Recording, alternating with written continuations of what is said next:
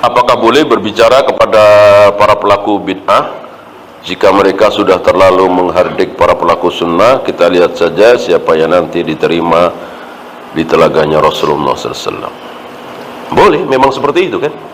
Ya, ini kan kita menyampaikan sabda Nabi bahwa yang akan dipersilahkan untuk minum air telaga Nabi hanya kaum muslimin yang mengamalkan sunnah, mengikuti sunnah, bukan ahlul bidah. Maka ada orang-orang yang diusir, ada orang-orang yang diusir dari hautnya Nabi, telaganya Nabi. Siapa mereka? Yang pertama, murtad. Itu kejadian. Jadi ketika Nabi berada di haut itu, Nabi melihat sekelompok manusia. Nabi teringat, oh ini si A, oh ini si B, oh ini si C. Sahabat-sahabat beliau, sholat di belakang beliau, makan bareng beliau, jihad bersama beliau. Maka Nabi memanggil-manggil ashabi, wahai para sahabatku, wahai sahabatku, kemari minum air telagaku ini. Tiba-tiba Allah mengatakan, mereka bukan sahabatmu ya Muhammad.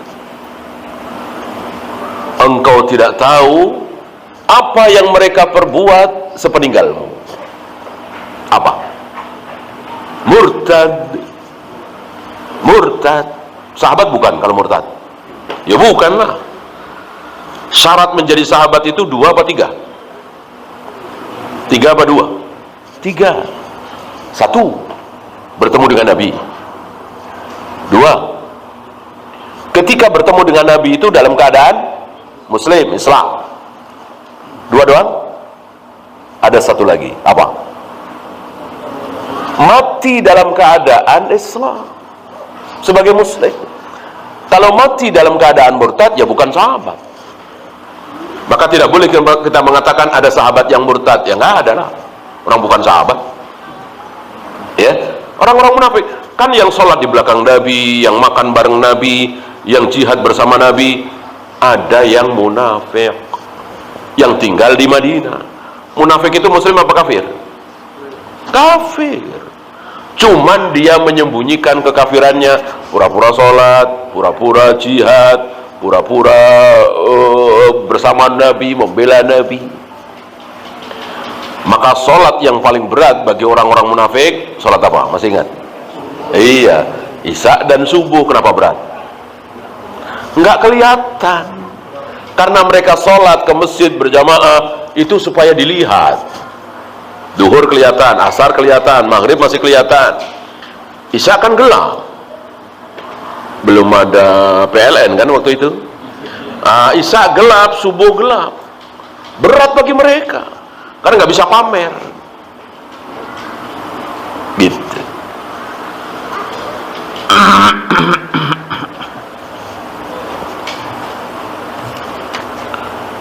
Maka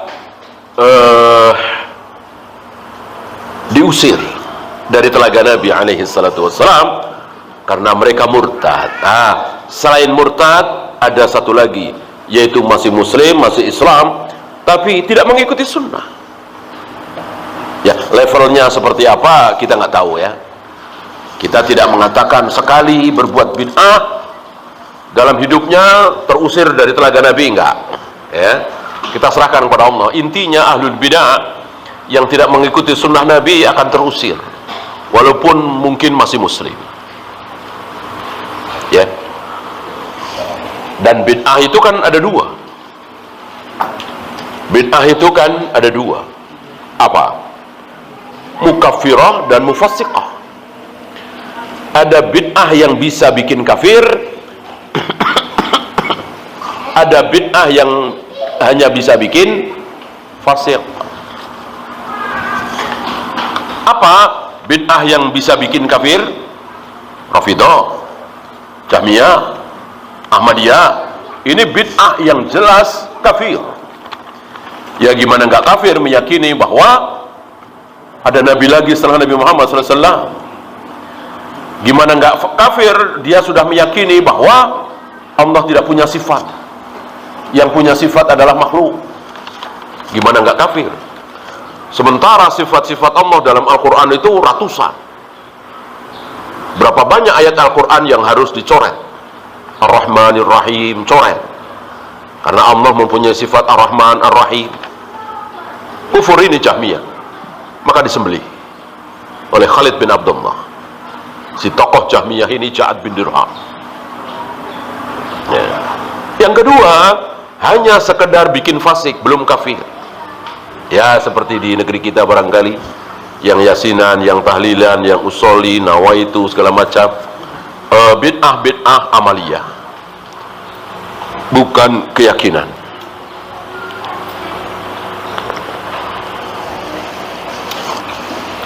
Saya hidup di desa terpencil, pernah menjadi imam salat maghrib. Selepas salat jamaah langsung pulang, saya merasa mereka tidak menyukai saya menjadi imam. Apakah sebaiknya saya sholat di rumah saja?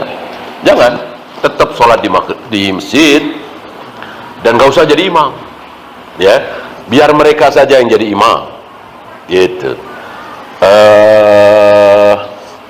Kecuali memang ditunjuk dan sudah tahu, misalnya tidak usolli, tidak zikir berjamaah setelah salam, tidak kunut subuh, mereka siap, ya ayo.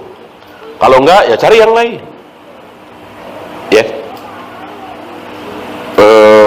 kan kita tidak boleh juga kan nyelonong jadi imam, nggak boleh. Memang di masjid itu kan sudah ada mestinya imamnya si A atau si B gitu. Nah, kita yang pendatang misalnya atau yang belum pernah jadi imam di situ, jangan nyelonong tadi, ya, ngobrol-ngobrol, kenalan. Antum jangan putus asa ya, karena orang itu kadang senang dengan kita karena manhajnya sama, akidahnya sama, fikihnya sama, madhabnya sama, betul. Tapi bukan cuma itu, bukan cuma itu. Ada manhajnya beda, cara ibadahnya beda, madhabnya beda, tapi kita senang sama dia. Kenapa? Karena rajin sekali, ngomongnya sopan, ya. Asal ke kita bawa makanan enak-enak, seneng nggak kita sama dia? Seneng kan? Walaupun ibadah dia beda sama kita. Nah, kenapa kita nggak seperti dia? Bisa juga kan? Mereka nggak suka kita nggak pakai usolli, nggak kunut subuh, tapi mereka suka dengan makanan yang kita bawa, uang yang kita sedekahkan. Nah, pakai cara-cara seperti itu kan bukan cara yang haram ya. Kalau antum ikut-ikutan bid'ah mereka, itu cara yang haram, nggak boleh. Antum jangan ikut bid'ah mereka, tapi antum bawa makanan saat mereka ngumpul kerja bakti misalnya, ya. Antum paling depan ketika dia dibawa ke rumah sakit, antum yang pertama kali datang ketika dia kena musibah, pasti diingat oleh mereka. Walaupun antum nggak kunut subuh, nggak usolli, nggak tahlilan, nggak muludan. Jadi ada cara lain, yaitu akhlak. Jangan putus asa, ya. Banyakan kita kan orang-orang awam kan seperti itu, mudah dilembutkan hatinya, kecuali ahlul bidah, apalagi dia kaya, nah, tentu sulit. Kebanyakan kan saudara kita ini orang awam, apalagi ekonomi lemah, kebetulan antum kaya, manfaatkan kekayaan antum di jalan Allah untuk melembutkan hati mereka.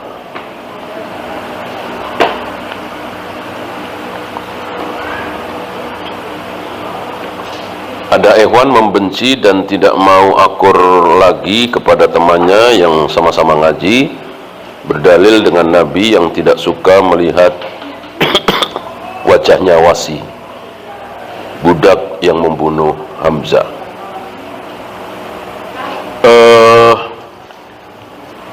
Kita jangan salah faham dengan apa yang diucapkan oleh Nabi ini ya. Nabi tidak mencaci, Nabi tidak memaki, Nabi tidak menghujat wasi. Hanya Nabi memohon kepada wasi untuk sementara waktu tidak menampakkan wajahnya. Dan ini tentu permohonan ya, bukan perintah. Nah, bolehkah kita tidak mau ketemu si fulan karena kita masih dendam kalau ngelihat wajahnya, karena kita betul-betul sakit hati dengan ucapan dia 3 tahun yang lalu, 2 tahun yang lalu misalnya? Boleh, boleh. Tapi jangan ada cacian, makian, hujatan. Ya, menghindar saja. Menghindar saja. Bolehkah? Boleh. Tapi tentu ini bukan yang terbaik. Ya, yang terbaik kita pemaaf, nggak usah ada dendam. Karena dendam yang bersangatan nggak hilang-hilang, itu salah satu sifat siapa? Munafik. Orang munafik itu kalau ngomong banyak bohongnya. Kalau dipercaya khianat. Kalau janji jarang ditepati. Satu lagi, kalau bermusuhan, bersangatan, dendamnya nggak hilang-hilang. Itulah munafik. Nah, jangan sampai sifat munafik ini ada pada diri kita. Maka memaafkan jauh lebih baik. Ya. Wallahu a'lam. Ada lagi? Kalau tidak ada, kita akhiri. Subhanakallahumma bihamdika asyhadu an la ilaha illa anta astaghfiruka wa atubu ilaik. Assalamualaikum warahmatullahi